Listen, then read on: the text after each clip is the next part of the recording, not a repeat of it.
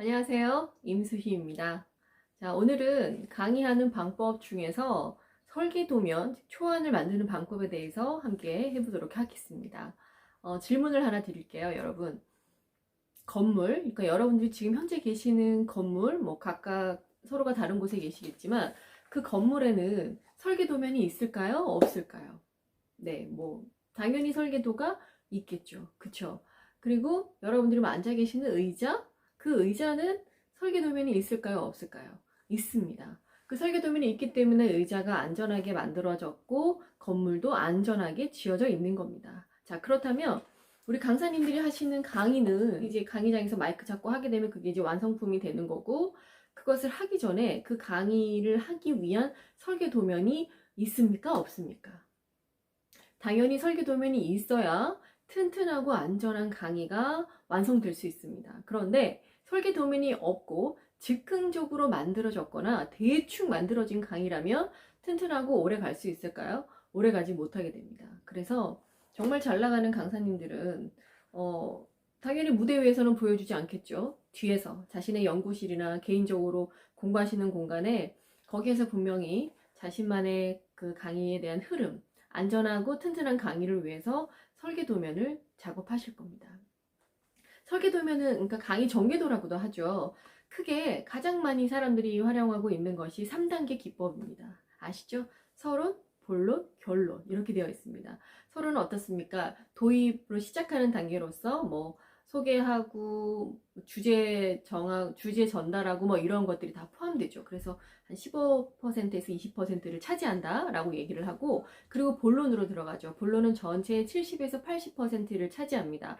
말 그대로 강의 주제에 맞는 강의 내용을 전달하시는 전반적인 내용이 다 들어가겠죠. 그리고 3단계 마지막인 결론 같은 경우에는 한 15%에서 20%를 차지하는데 마무리 짓고 인사하고 하는 부분이 결론으로 들어갑니다. 그래서 이렇게 크게 3단계로 나누어서 강의 구성이나 설계도를 만들어서 강의를 진행하시는 분들이 대부분이십니다. 자, 그런데 서론, 본론, 결론의 3단계 전개는 쉽지만 구체적인 강의 내용을 전달하기 위한 작업으로는 좀 미흡함이 있고요. 그리고 긴 강의 같은 경우에도 조금 부족함이 있는 것이 사실입니다.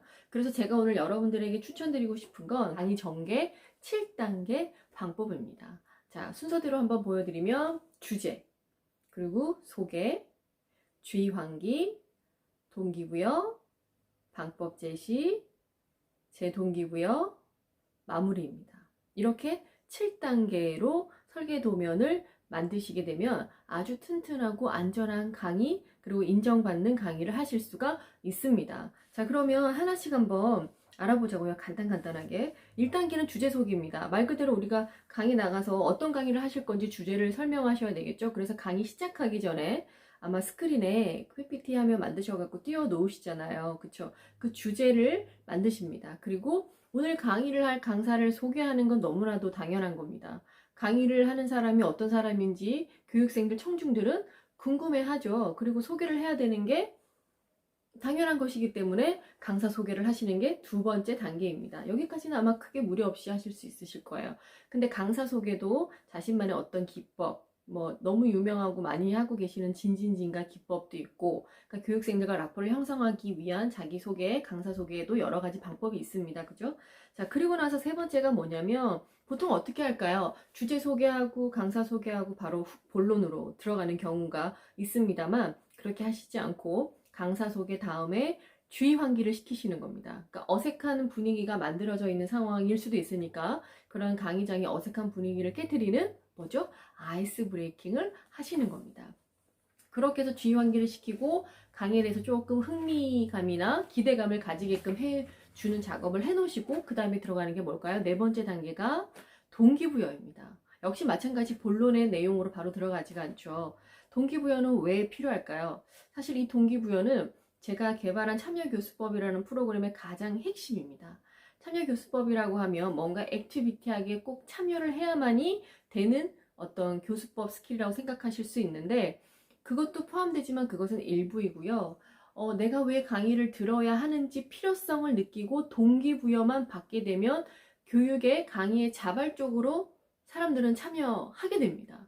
그것이 핵심이라는 거죠. 그래서 어떻게 그들을 참여시킬 것인가, 이것에 대한 핵심은 스스로가 필요성을 느끼고 동기부여를 받고 동기부여를 제공해 주게 되면 강의에 참여하게 되는 겁니다. 그래서 동기부여를 하시는 단계가 네 번째 단계인 겁니다. 그러니까 필요성을 느끼게 하고 책임의식을 갖게 하고 하는 작업이 그 단계에 들어가는 겁니다. 그리고 이제 다섯 번째가 무엇이냐? 방법 제시입니다. 일단 첫 번째 했었던 주제 있죠? 그 주제를 뒷받침할 수 있는 이제 내용들을 설명하시는 거죠. 설명하는 방법에는 방법 제시는 여러 가지가 있습니다. 정의, 예시, 사례, 실습, 동영상, 여러 가지 방법들이 있습니다. 그 기법들을 최대한 강사가 자신만의 교수 스킬로 적용을 시키셔서 그 방법과 내용을 전달하시면 되시는 거죠.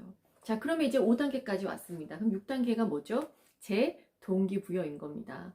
이렇게 방법 제시 5단계에서 배우신 내용을 핵심적인 내용만 한 번 더 추려서 4단계에 있었던 동기부여와 함께 끌어와서 왜 우리가 이것을 해야 하고 중요한 것은 무엇인지 핵심을 다루어 주는 것이 제 동기부여입니다. 그리고 마지막에는 이제 뭐 하시면 될까요? 강의에 대해서 마무리를 하고 강사 인사하는 것이 마무리 단계. 이렇게 해서 7단계가 만들어지는 겁니다.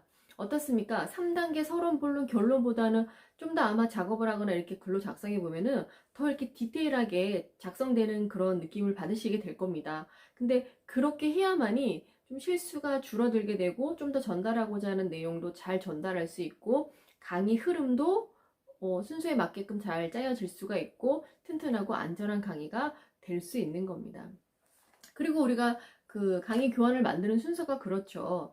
보통 이제 이런 내용을 접하지 않은 강사들이 그냥 자신감만 가지고 강의를 준비할 때 하는 현상이 어떤 겁니까? 주제를 받으면, 강의 의뢰를 받으면 바로 컴퓨터를 켜죠. 컴퓨터에 PPT 화면부터 작업을 합니다. 1번 화면에 주제, 2번 화면에는 자기소개가 될 거고 이렇게 진행이 되는 겁니다. 그러니까 뭐가 빠진 상태죠? 설계 도면이 없이 바로 만들기 작업으로 들어간 겁니다. 그죠? 벽을 쌓고 이렇게 만드는 거죠. 근데 그렇게 해서는 안 된다는 거죠. 그 전에 뭐가 있어야 된다? 강의 전개도, 설계도가 있어야 된다는 거죠. 그것을 1단계로 먼저 작업을 하고 그것을 바탕으로 쓰신 것을 바탕으로 주제가 PPT에 1번 하며 소개가 PPT에 2번 하며 이러한 형태로 작업이 단계적으로 이루어져야만이 안전하고 튼튼한 강의가 될 수 있다는 거죠. 지금까지 잘 하고 계시겠지만 3단계의 강의 전개 기법으로 하셨던, 그러니까 서론, 본론, 결론으로 작업하셨던 분들은 오늘부터 제가 알려드렸던 7단계 강의 전개 구성법으로 자신의 설계도, 강의 설계도를 만드셔서 더 안전하고 튼튼하고 좋은 강의 내용들을 만들어 보시기를 바라겠습니다. 자, 여러분 강의하는 방법에 대해서 더 궁금하신 거 있으시면요. 댓글로 남겨주십시오. 그러면 제가 거기에 대해서 충분히 답변 드리도록 하겠습니다. 아니면 다음 영상에서 그 내용을 함께 다뤄보도록 할게요. 자, 임수희TV 강의 스킬에 대한 거 오늘은 여기서 마치도록 하겠습니다. 감사합니다.